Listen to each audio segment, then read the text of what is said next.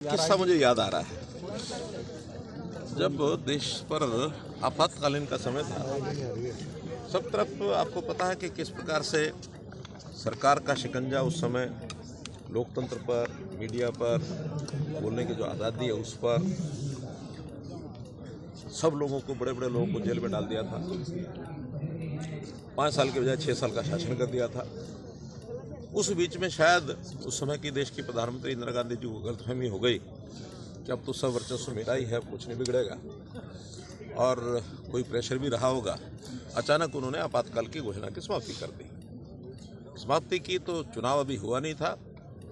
रामलीला मैदान में बड़ी सभा बुलाई गई। हम भी उस सभा के प्रत्यक्षदर्शी थे। उस समय उतना एक्टिव तो मैं नहीं था।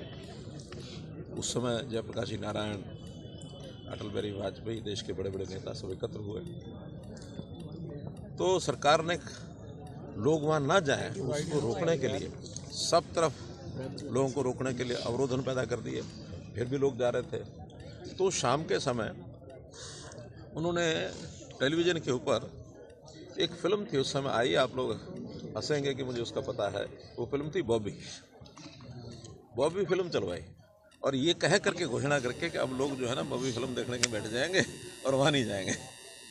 तो वहाँ पता लगा, मंच बताया गया कि देखो, एक तरफ ये भाषण चल रहा है, एक तरफ सरकार ने बॉबी फिल्म चला रखी है। आपको यहाँ रहना तो यहाँ रहो, वहाँ घर जाके देखना तो वहाँ जाके बैठो। एक व्यक्ति वहाँ से हिला नहीं कि नहीं, हमको तो अटल जी को सुन के जाना है। अटल जी रात के 11 बजे जाके बोले, और उसके बाद इतनी भीड़ वहाँ रही। अटल जी का जो वक्तृत्व कला थी, वो कला अपने आप इतनी मार्वलेस थी कि लोग उनको सुनने के लिए दूर दूर से पिन ड्रॉप साइलेंस करके सुनते थे। अटल जी कहा करते थे कि जितने लोग मुझे सुनने आते हैं, ये सब हमारे साथ वोट में खड़े हो जाएं तो हम कभी भी सत्ता में आ सकते हैं। लेकिन लोग उनकी भाषण कला के मुरीद थे।